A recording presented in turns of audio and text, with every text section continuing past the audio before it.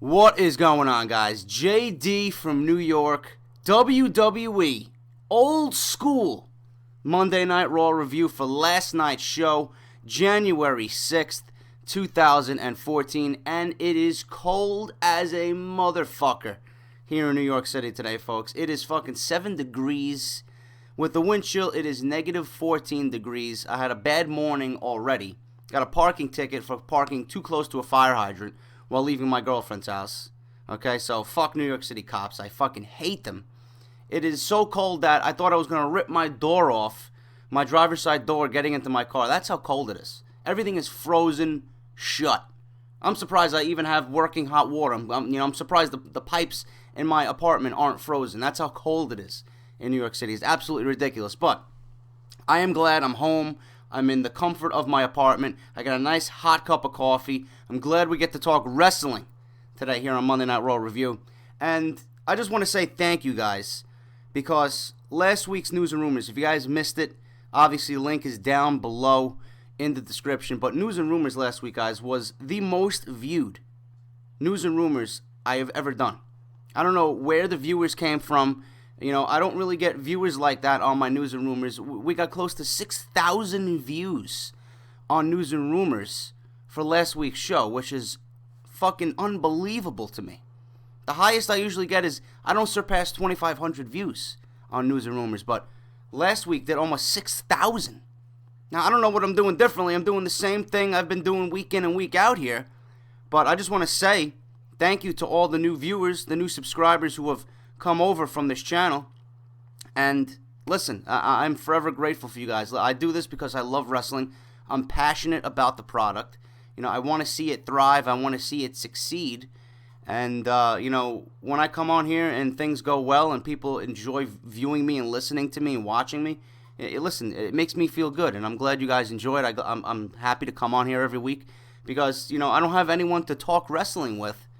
Outside of my, outside of my friends. My friends don't watch wrestling, so it is what it is. But thank you guys very much. Monday Night Raw review, guys. WWE went Old School. Now, last night's show was, it did not do anything in terms of building towards the Royal Rumble. It did absolutely nothing. We seen little bits and pieces of Randy Orton and John Cena. That program really doesn't need much behind it going into the Royal Rumble because of the history those two have. But obviously, WWE's building up that match as the biggest rematch for the WWE Championship in the history, which, obviously is not true. You can't forget your past. Obviously, you had the Stone Cold versus the Rocks. You had Shawn Michaels versus HBK. I doubt Orton Cena even lives up to those past feuds, but that's what they're billing it as, and, that's typical WWE, just to get everyone excited for the Royal Rumble, which they really don't need to do. The Royal Rumble is pretty much built off the 30-man match. Everything else after the 30-man match is pretty much unimportant to me. I'm watching it for the Royal Rumble. I'm not watching it for anything else. Everything else is pretty much just like an appetizer. The Royal Rumble match is what builds that pay-per-view, so sometimes WWE goes full throttle and builds towards the Royal Rumble. Some years they just say fuck it. They don't do anything because they really don't need to. Obviously, you have to have a solid undercard, which is shaping up pretty nicely for the Royal Rumble. But last night we seen only that one part with John Cena and Randy Orton because they had so much of a show to fill, and obviously it didn't really do anything in terms of building towards their match. Obviously it was good to see Ric Flair last night. He's always great on the microphone. It was hilarious of him getting in Randy Orton's face, telling him, he's the WWE champion, but is he the man when he goes home to lay down with his wife? Things like that. I just love Ric Flair's attitude. It was nice to see him there. But like I said, WWE really didn't do anything to build towards Orton and Cena at the Royal Rumble, and quite frankly, they really, it was okay that they took the week off. Because the Royal Rumble, like I said, that whole pay-per-view is just built on that one match, the Royal Rumble match, the 30-man match. But this Monday Night Raw, guys, it was very nostalgic, and it brought me back to when I was a young child. This is the Monday Night Raw I watched. Now, I don't know, I'm a 31-year-old guy. Obviously, I'm still young. A lot of my viewers are much younger than I am, who watch the current product. You guys may not be familiar with the old school ways of how WWE did Monday Night Raw, but everything you seen last night was pretty much done right down to the last T.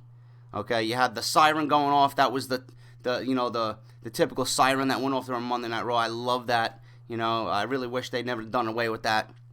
You had the referees wearing the blue button-down dress shirts with the bow ties. You had Michael Cole and JBL sitting at a classic wooden table. None of this fancy shit that they're sitting at nowadays. You had them in the blazers, the cheesy blazers, the yellow blazers, the red blazers with the huge WWE logo on the chest. You had the old school, barriers around the crowd. None of this padding that you see nowadays. It's the old school stainless steel grates that surround the ring and keep the crowd back away from the ring. It's all great. And you had the old school WWE logo.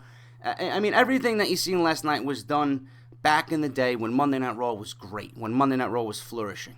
And now obviously 1 week out of the year we get to go back and reminisce about how great Monday Night Raw was, and what WWE did right, and you get that special feeling about the old school ways. And then next week they'll be back to the typical 2014 version of Monday Night Raw that has become stale and boring. And we can only hope that WWE has plans going into the Royal Rumble, because this show was just simply about giving us a fun show. You had all the old-timers on there. You got Slaughter, you got Flair, you got The Godfather, DDP, you had Too Cool, Grandmaster Sexay, and Scotty 2 Hotty doing the fucking worm. The longest move in WWE history. I don't know how anyone can't get up from that. It's just fun to watch, and the crowd was clearly into it. You had Nikolai Volkov, you had what's his name, IRS, you had Money Incorporated, both of them, Ted DiBiase doing his laugh, one of the greatest villains of all time in WWE history. It was just a fun show, and that's what the WWE aimed towards. They pretty much took the week off. There was really nothing to build towards in terms of Royal Rumble. This show pretty much went from the 8 o'clock hour up to the 11 o'clock hour and built on throughout the show to give you a main event. We had CM Punk versus Roman Reigns. You had Piper's Pit with the Shield.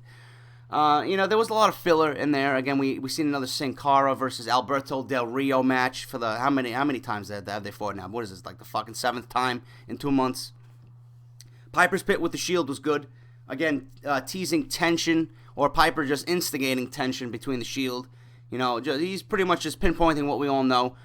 Dean Ambrose and Seth Rollins already lost to CM Punk. That makes Roman Reigns the last in line to go against CM Punk. Now, if Roman Reigns wins, does that mean he is the top dog in the Shield? Is he better than Ambrose and Rollins if he defeats CM Punk? So Piper was kind of instigating there. It was just, it was very, very typical. There was nothing really outstanding about it. It was just fun to see.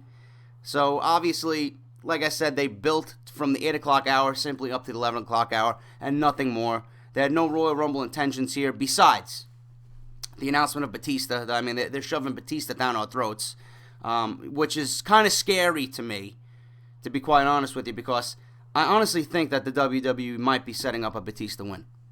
I know it's exciting to have Batista back, but, for the love of God, please don't shove him down our throats to the point where it's going to be just so predictable, where he's going to come in and, clean house and then eventually win the Royal Rumble. I don't want to see that. And I've stated this already. I just don't want to see that. It's going to be very predictable. For the first time in a while, the Royal Rumble is got that sense to it where it's not too predictable, because the WWE is coming off just unifying both belts. There's one belt, and there's a handful of guys that could win, but we don't know which direction the WWE wants to go in. That's the good thing about it. Now, I don't. Like I said, I don't need them shoving Batista down our throats. It's great that he's coming back. Obviously, he made mention of Alberto Del Rio on Twitter after Del Rio mentioned him on Monday Night Raw, saying that everybody's talking about Batista coming back. You got to worry about Alberto Del Rio. I'm going to win the Royal Rumble. And then Batista goes on Twitter and says, who the fuck is Alberto Del Rio? Who is this guy? Everybody's joking around and this and that. So, I'm just hoping that the WWE is not setting up for a Batista win at the Royal Rumble, because I would be one very disappointed WWE fan coming out of the bar after the Royal Rumble. But, you know what I mean, they're talking a lot about that. He's in the Royal Rumble officially. Alberto Del Rio is in the Royal Rumble officially. Those are the only two guys announced right now. We got another 3 weeks to go before the Rumble. Obviously, Brock Lesnar is going to be a major focus point going into WrestleMania, and that's clear. You know, him and Paul Heyman are absolute gold. Lesnar has to do nothing. Lesnar can stand there and say absolutely nothing, and he looks like gold. Paul Heyman is a beast. He's a beast. When Paul Heyman speaks, Paul Heyman captures the fucking essence of what WWE is all about. When that man speaks, people listen. You know, as soon as Brock Lesnar came out and Paul Heyman was out, I dropped everything I was doing, sat my ass on the couch, and all eyes were on them. That's a superstar, folks. Paul Heyman is fucking awesome. He went in talking about what old school is. He dropped names like Hulk Hogan. He dropped names like Steve Austin. You know, those are the old school names. Those are the old school guys, you know, who everyone in the locker room wanted a piece of, because if they knew that they could beat them, that they would be the man. You know, that's the old school way. Now, he's talking about Brock Lesnar, how he destroyed Mark Henry, and, you know, nobody in the back can stop Brock Lesnar. So, obviously, out came Mark Henry for retaliation.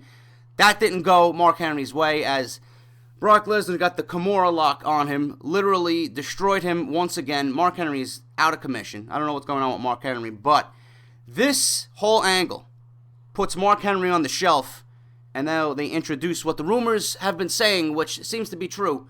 The Big Show comes out, very calm, very cool, very collected. Comes out in a hoodie, hands in his pockets, stares down Brock Lesnar, as Brock Lesnar's walking to the back after he just destroyed Mark Henry. Now, Brock Lesnar gets back into the ring and is egging on Big Show. Get in the ring. Let's fight. So Big Show gets in the ring. Lesnar hops out of the ring.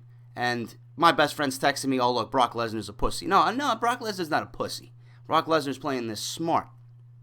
So Lesnar surrounds the ring and then tries to sneak attack Big Show. They start brawling. And Big Show literally manhandles Brock Lesnar, tossing him from one side of the ring to the other. And Lesnar sold the shit out of that fucking hip toss. He absolutely sold the shit out of that hip toss. So Lesnar, shocked and dismayed at what Big Show just did, how he manhandled him.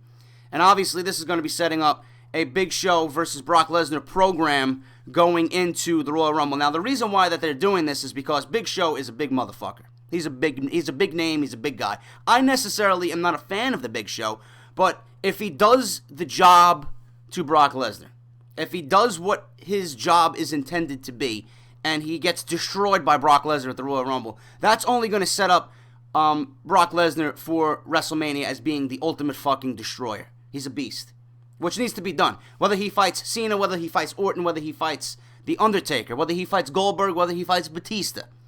Whoever Brock Lesnar fights at WrestleMania, as soon as the Royal Rumble comes, he needs to be a step ahead of everybody. He needs to be at the top of the ladder.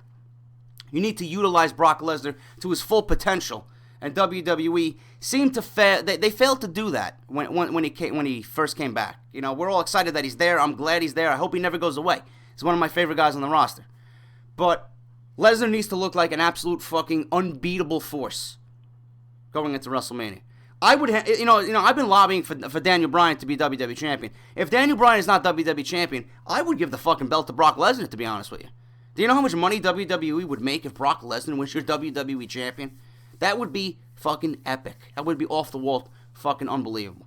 But I think Lesnar is going to be fighting The Undertaker at WrestleMania. They talked about it too much. It's been all over the fucking place for the last 2 years. I doubt the WWE goes away from that. But I do have news and rumors on what WWE is throwing out at Vince at the creative table. I have news on Undertaker, what's going to happen at WrestleMania, what possibly may happen. WWE right now, like I reported on News and Rumors on Saturday, they're worried that The Undertaker is too banged up and that Lesnar works too rough of a match.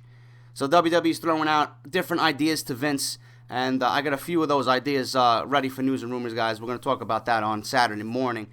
But the other big thing that happened was CM Punk took a loss to Roman Reigns. Roman Reigns, WWE setting him up as the top guy in WWE. He's going to be the future of the WWE. He's going to break away from the Shield. He pinned CM Punk with obviously outside interference from Dean Ambrose, but nonetheless, he got the pin. CM Punk's shoulders were counted down 1, 2, 3. So Roman Reigns defeated CM Punk with one of the best spears I think I've ever seen. You know, it was a great match. It was a lackluster match up until about the last 5 minutes. Near fall after near fall. I literally thought Punk was knocked out because he jumped off the top rope, and I don't know if Reigns clotheslined him or just took a fucking fist, a right hand to the face. CM Punk dropped like a bag of quarters, and he was knocked out. I thought Roman Reigns was going to win the match there, and Punk, obviously kicked out. But after that, Reigns hit him with a spear. That was just unbelievable, and I'm like, that's it. It's over. You ain't getting him from that. And lo and behold, CM Punk took the loss to Roman Reigns. Now, no matter if it was outside interference, Roman Reigns got the win. That says a lot. You just pinned one of the best guys on your roster. You pinned CM Punk in the middle of the ring. Roman Reigns is being set up for success. Come the Royal Rumble, Roman Reigns is going to have one of those Diesel, Kane moments where he's going to just annihilate the match for a good 15 minutes. He's just going to toss people out left and right. He's going to have double-digit eliminations at the Royal Rumble. I predict that. That's what the WWE is setting up Roman Reigns for. He just got to win over CM Punk. Come the Royal Rumble, he's going to solidify his superstardom. And then obviously, as we go on into 2014, Roman Reigns is going to be one of the top guys in the WWE. That's what they're setting up for. But it was a great match, great way to close Monday Night Raw, old school. And then obviously, Jake the Snake comes out. Jake was teasing that he wasn't there, that WWE didn't give him the call. But obviously, we hear that old school Jake music, and I'm like, oh shit, who's this? Jake comes out with the bag, looking pretty good for his age. Comes out. Dean Ambrose is laid out in the middle of the ring after a GTS. Go to sleep. Jake takes the snake out of the bag and fucking lets it slither all over Dean Ambrose's unconscious body. I don't know how Ambrose can do that, man. I'm afraid of snakes. I don't know how Ambrose laid there so calmly with a fucking snake going up and down his face, slithering. It's just, I hate snakes. But it was great to see Jake. It was great to see the New Age Outlaws back up CM Punk last night. One of the best introductions ever. I never get tired of seeing Road Dogg, Jesse James, and the badass Billy Gunn. It was just a nostalgic moment, folks. It brought you back to when Monday Night Raw was great. You know, I'm glad to see these guys still in good health. I'm glad to see these guys still alive and kicking. Monday Night Raw old school. I wish Monday Night Raw old school was 52 weeks a year instead of 1 week a year. You know, I really wish the WWE, and I really mean this, I really wish the WWE would incorporate elements of old school, what they did right back in the old school, and mix it in with the new school instead of just abandoning their roots. And just going back to it one night a year. It really, you know, as a fan, it's kind of disappointing, but I understand, you know, but the WWE should never go away from what they did in the past. What they did in the past was just classic, and it brought us back to good memories and a good feeling, and I love old school Raw, and I have absolutely nothing bad to say about the show. It was just one of those nostalgic shows. It was a fun show. It's set up for what happened during the night. It didn't necessarily do anything going into the Royal Rumble except for little bits and pieces here and there with Brock Lesnar, Big Show, Batista's announcement in the Royal Rumble, and that's pretty much it. It was just a fun show. Nothing bad to say about it, guys. That's my review. And also, I got a few things to talk about. Number one, News and Rumors is going to be on Saturday, as always. Make sure you guys tune into that. If you guys missed my last few episodes, last week's Raw review and my weekend review on Saturday, this past Saturday, links are down below. I'm getting ready to do a new show, guys, Behind the Mic with JD, talking about certain topics in WWE. I may do a preview and predictions for the Royal Rumble on Behind the Mic. I'm getting ready to do that. My buddy Isaac is making me thumbnails right now. I got a whole bunch of them. I just got to check them out. And then, what else was I going to talk about? I was going to mention something else. And also, yes, Jerry the King Lawler. He was actually diagnosed with stomach pains yesterday. Everybody thought he was having another heart attack. He was rushed to the hospital. Right now, from what I'm hearing, he's in good health. Also, Dolph Ziggler suffered a concussion before Monday Night Raw last night in a match against Ryback. I don't know what's going to happen with him. So he's actually going to be on the shelf, which is sad because this is his second concussion in 4 months. So, you know, I really don't know what's going to happen with Dolph Ziggler. But that's it, guys. That's my my Raw review. Everything else I will talk about on Saturday morning with WWE News and Rumors. Let me know what you think of the show down below. Like, favorite, comment, subscribe, share, all that good shit, guys. Thank you very much for listening. I will be back on Saturday morning with News and Rumors. And until then, this is JD, guys. I'll talk to you soon.